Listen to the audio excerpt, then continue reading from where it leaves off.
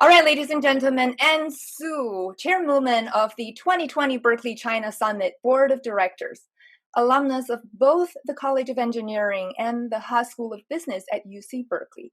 She organized many alumni activities while living in China for 10 years, helped launch the summit 5 years ago, and is currently on the board of Cal Alumni Association Chinese chapter. Let's welcome Anne Su. Thank you. Thank you so much, Beidi. Your applause is heard around the world. Now, let me introduce Professor Rich Lyons. Rich Lyons was actually already a professor at Haas when I got my MBA in the late 90s. However, it wasn't until 2008 when he visited Shanghai as the new dean of Haas, and I headed the Haas Alumni Network Shanghai chapter. Did we meet for the first time. We later met many more times, and I was very honored to serve on Rich's Dean's Advisory Circle for a few years. Now, compared to other politically well-known Haas deans just prior to him, Rich was not very well-known outside of Haas or Berkeley. However, perhaps because he was an undergrad at Berkeley, he had a deep sense of connection to Berkeley's culture, down to his bones. And as the Dean of Haas, he orchestrated a school-wide effort to look deep inside Haas's Berkeley roots and emerged with a set of defining leadership principles that would set Haas apart from other top business schools. These defining leadership principles are: question the status quo, confidence without attitude, student always, and beyond yourself. These principles not only attract the kind of talent that Haas wants, they also challenge and inspire the graduates to carry them out into the world. Now, using culture as a differentiator was a great move. Not that Rich hasn't done other great things like teach finance to generations of MBA students and even Wall Street nerds at Goldman Sachs, raise funds for and shepherd the construction of the greenest building on campus, Connie and Kevin Cho Hall, whom Kevin Cho will be one of our panelists later on today. He also partnered with the College of Engineering to create a dual degree program and many other big and small accomplishments throughout his 10 years as dean. But I think his biggest legacy until now may be defining and instituting these leadership principles at Haas. However, in his brand new role as the first Chief Innovation and Entrepreneurship Officer at UC Berkeley, perhaps his greatest legacy is yet to be defined. As what the head of NSF's Engineering Directorate, Dr. Dawn Tilbury, told us yesterday, basic research is the foundation to technological advancement of humankind. UC Berkeley is a leader in basic research in numerous fields. How we apply the results of this research to make innovative products, and how we encourage entrepreneurship to bring these products to market to better serve humanity is Rich's current challenge. I am sure that we have the right person for the job, and I am sure that Rich will rise to the challenge. Here today to talk to us is Rich Lyons on Berkeley's breakaway ecosystem. Take it away, Rich.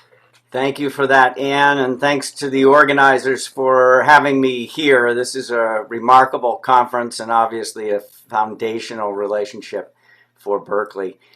This new role is obviously a change of pace from being a dean on the Berkeley campus. I thought I'd say just a few things quickly about the role. Then two topics. So of my three priorities this year, as I've agreed with my boss, I'll talk about two of them and give you some sense for why these are such important priorities. Back to the role, though. Here's one way to think about it. If we ask the question, this is essentially what Anne just said.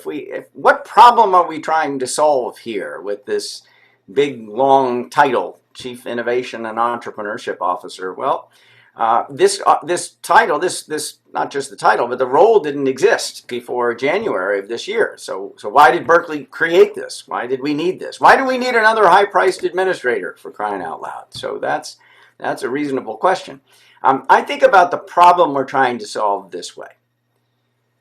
The intellectual creativity that is Berkeley, we want to transform that into even more societal benefit. That's really it. At what efficiency is that current transformation happening from Berkeley's intellectual creativity, which is vast, to societal benefit? And technology transfer and intellectual property management isn't the only piece of that. In fact, our teaching mission is a very important piece of that, right? The ripple effects of all the people that we create. That intellectual creativity goes into those people, and those people go into the world, and they change the world, and all the rest of it.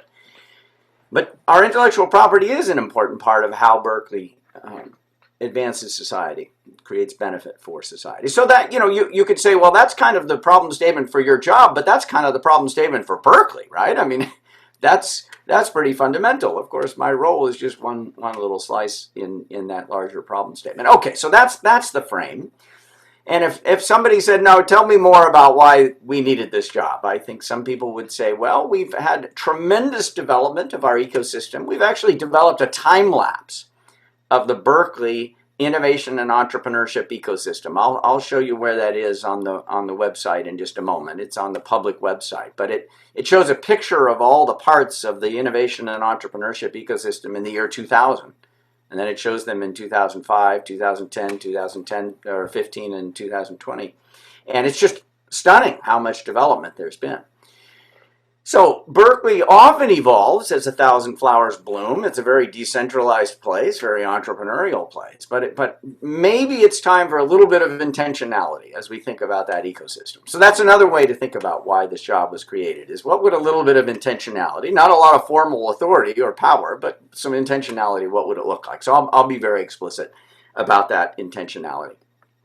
All right, so a couple of topics, and I want to make sure I leave time for Q&A. So I'll go through these topics relatively quickly. I love these two topics. They're two of my priorities, but there's much that can be said, and I'm sure there are lots of good questions in the audience. So here's topic number one. Again, these are two of my three priorities for the year.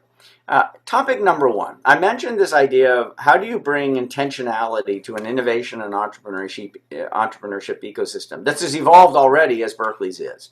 And how do you slice into that problem? Because it's kind of a big question. And you've got engineering, and you've got the business school, Haas, and you've got the College of Natural Resources and the law school and letters and science, and you've got the Integrative Genomics Institute, Jennifer Doudna's institute, right? That's CRISPR-Cas9, gene editing, absolutely world-changing technology that's coming out of Berkeley's Integrative Genomics Institute. So on this first point, this first priority, what we did for this year is we essentially said, I'm going to focus my time on knitting together or pulling together or coordinating, whatever the right verb is, all the entities on campus that relate to innovation and entrepreneurship around the life sciences. So that's really the focus. So it's not that one could do this around artificial intelligence or kind of information technology more widely, or many other domains, right? But we're going to talk about life sciences for this year. Now, what are some of the assets that are already on the ground in the life sciences? Well, I've already mentioned the Integrative Genomics Institute. That's a building that didn't exist 5 years ago. For those of you that have been to Berkeley recently or are still close to Berkeley, it's that building that's Oxford and Hurst. It's very close to Oxford and Hurst there. It's right on the corner of Oxford and Hurst, if you recall where that is. It's sort of the northwest corner of our campus. And Jennifer Doudna and many other researchers are in there. And so you can think about that as, the real gene-centric research, not just gene editing, but lots of remarkable gene-based research going on there. So that's one. Another is QB3, quantitative biology. That's in Stanley Hall. Some of you will remember Stanley Hall, which was the seat historically of MCB, Molecular and Cell Biology. QB3 is actually a consortium, UC San Francisco, UC Berkeley, and UC, I believe it's UC Santa Cruz. And it is focused, it's got lots of lab space and lots of downstream sort of applied research that's going on, also basic research in the life sciences, but that's another important asset. I mentioned that IGI hasn't Integrative Genomics Institute is relatively new, the last 5 years or so. QB3 has actually been part of the Berkeley campus for 20 years, so that's an older asset. We just launched, as you saw maybe in the write-up, a new dual undergraduate degree. So we're calling it a biobusiness dual degree. We also are starting to call it the Life Science LSBE, Life Science Business and Entrepreneurship, but it's a dual degree. So if you go into this program as an undergraduate, you get an MCB degree, bachelor's, and you get a Haas degree. You're in both.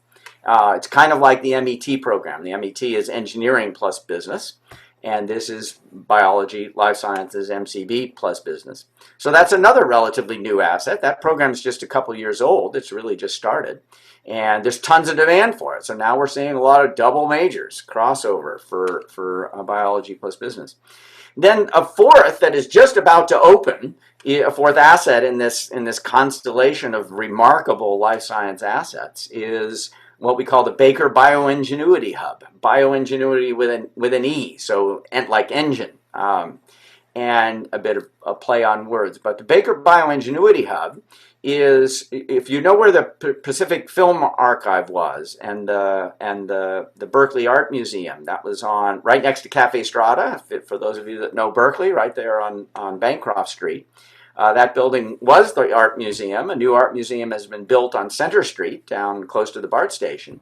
And that building hasn't been used since the new museum opened, and it's being transformed into a life science space. They call it hard tech and tough tech, but you can think of it as mostly focused on life science. And half of the space is going to be labs. It's going to be wet labs. It's going to be research that can go on in biology. Now you might ask, well, why do we need yet another thing that sounds a lot like QB3 or IGI and these other things that we have?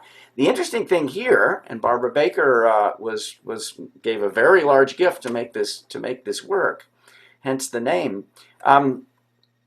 That companies, startups, and other companies that are doing research as partners, as part of the incubator and other elements of this Baker Bioingenuity Hub, which is right across the street from the campus, but isn't on the narrow footprint of the campus, that they will own the IP. See, that's part of the issue. When you do research in a lab, you're a graduate student, you're a PhD student, you do research in a life science lab at Berkeley, UC owns that intellectual property. But this is an asset that's right across the street where the intellectual property can be owned by non-UC players. And so it's going to pull a lot of interested, really important startups, right? The best startups in the world that are doing life science would probably want to be in this incubator, would want to be in this space. So we think it's going to be an absolutely world-beating space. And then finally, I realize I'm kind of going on here, but another element of this is we just got a nice gift for a new Bio-Entrepreneurship Center.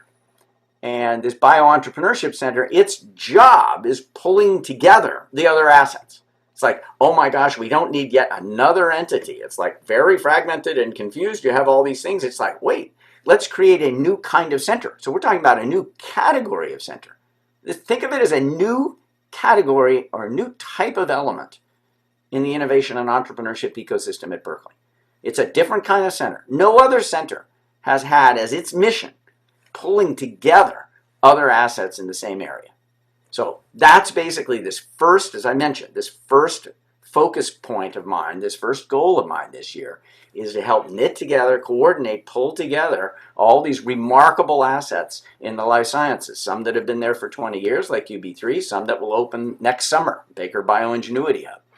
We've got, people are saying, look, people who know science are saying gene editing, CRISPR-Cas9, and Cas6 and Cas7 are the most, likely to be the most transformative scientific discoveries in the last 10 years. There are a lot of people that believe that.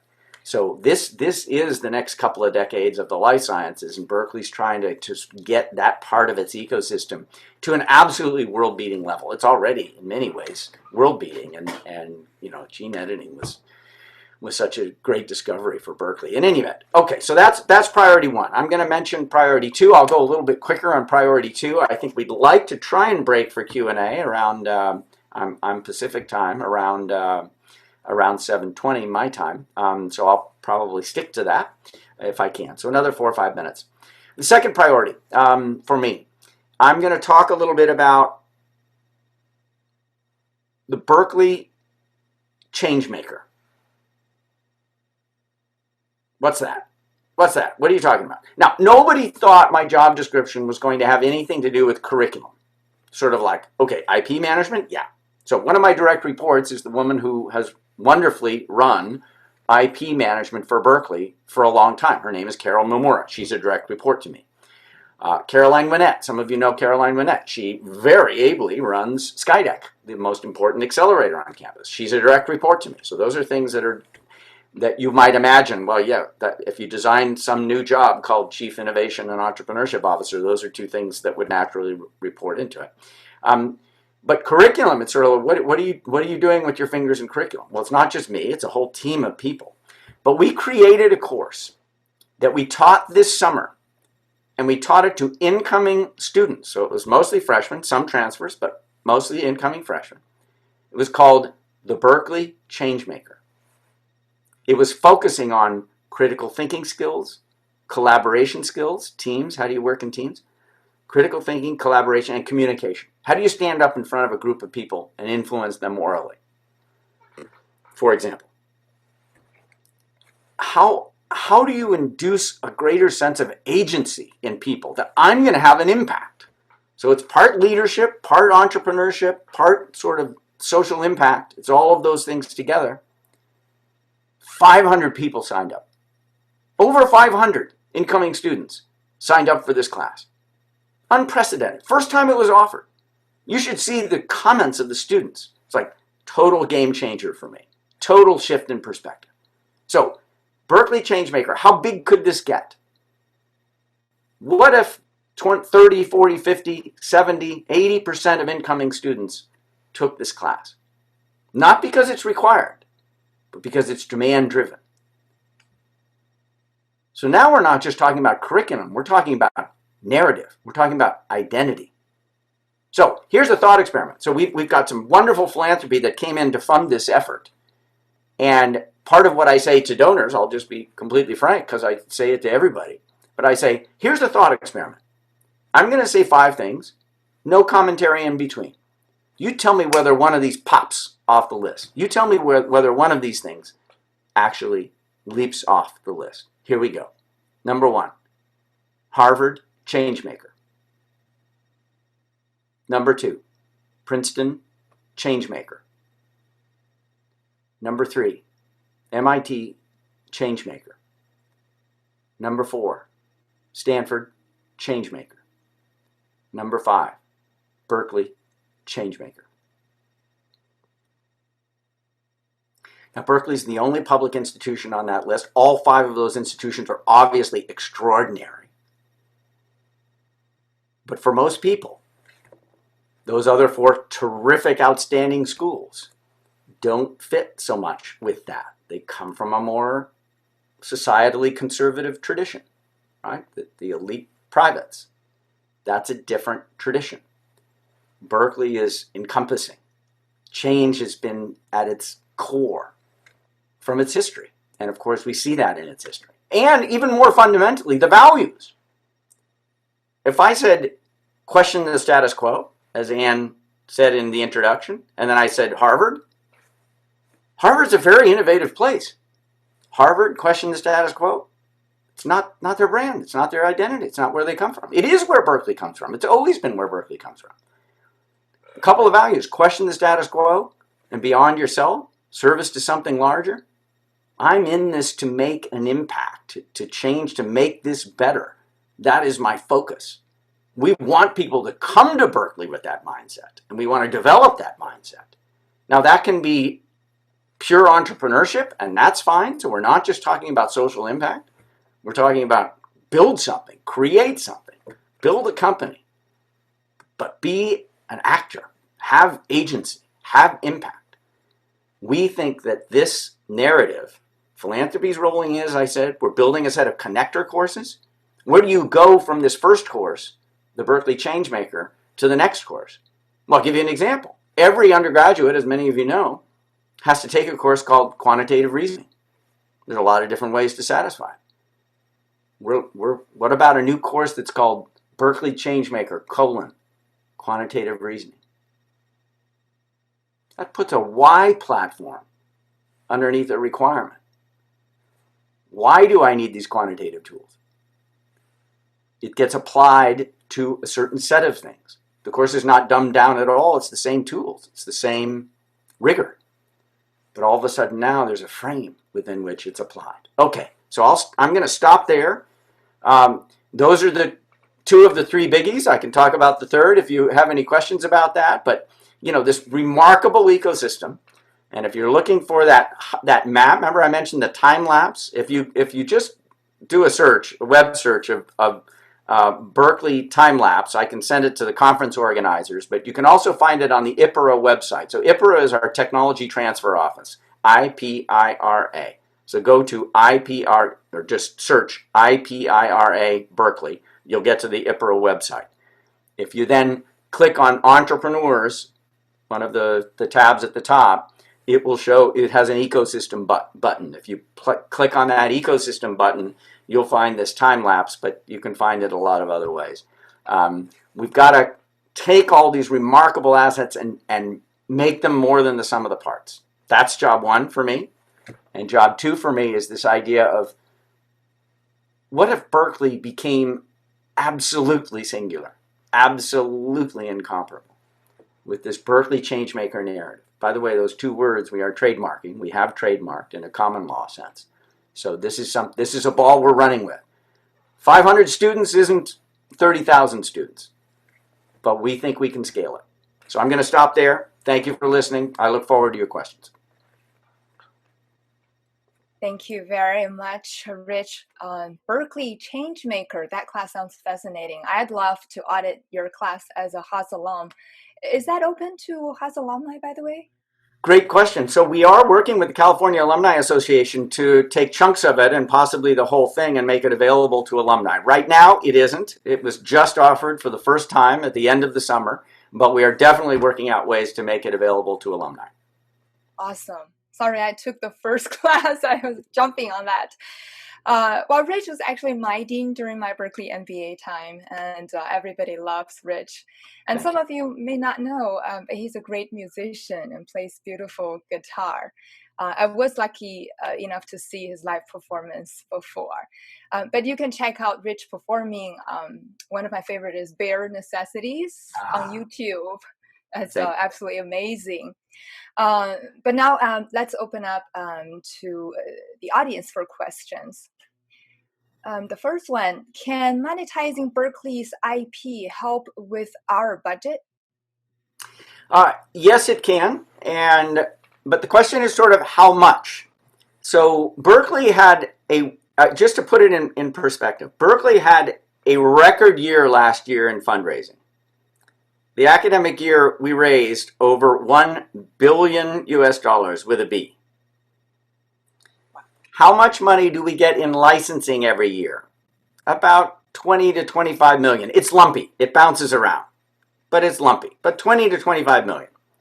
How much does Stanford get every year? Stanford is in this area is one of the best anywhere. Around 100 million a year. So we'd rather be at 60 or 80 or 100 or 150 than at 20.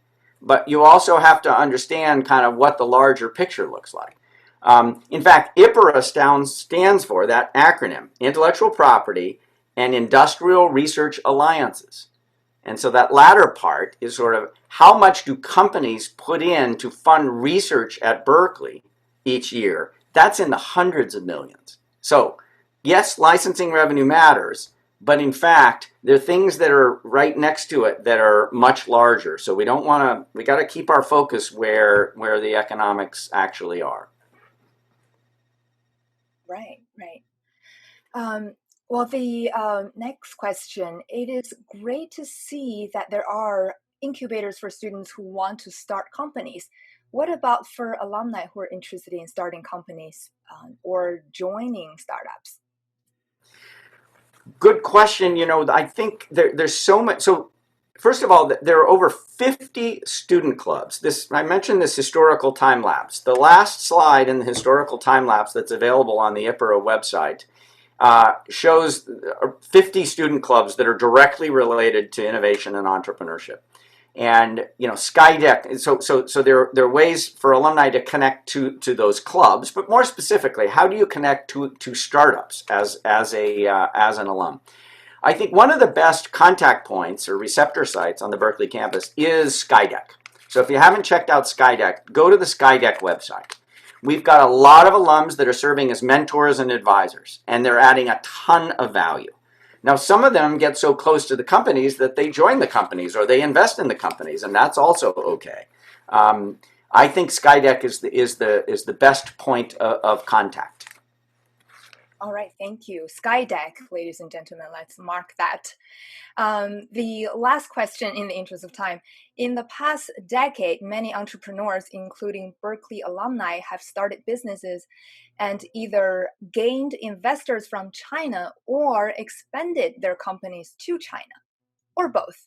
As the U.S. government actively discourages ties to the Chinese investors and businesses, what do you see as the impact on entrepreneurs accessing Chinese investment dollars and market? Yeah. Well, that relationship and connection is fundamental now, and it will continue to be fundamental. It is true that we're in a unique period. So most all of you know there's a U.S. election coming up in just a couple of months. Depending upon how that election goes, that policy variable could change radically, or it could not change. We still obviously don't know. But if a new president is voted in, everybody expects things to go back to something closer to where they were. So I think we're sort of asking the question at the most difficult time for this very question. I think keeping capital flows open between China and the U.S., keeping human capital, not just financial capital, but human capital flows open, whether coming to the university as researchers or as students, and vice versa, right? Those are fundamental values for Berkeley, and they're fundamental values in higher education across the U.S. And we need to get, in my judgment, we need to get back to that fundamental value. Yes, absolutely agree there. And in the interest of time, that marks the end of our Q&A. Thank you again, Rich, for the latest Berkeley Innovation Initiatives sharing today. Let's give him a round of virtual applause. All right, Rich will also open a short 10-minute networking session right after this. Again, please look for the link to the virtual networking room in the YouTube chat box, as well as in your handbook.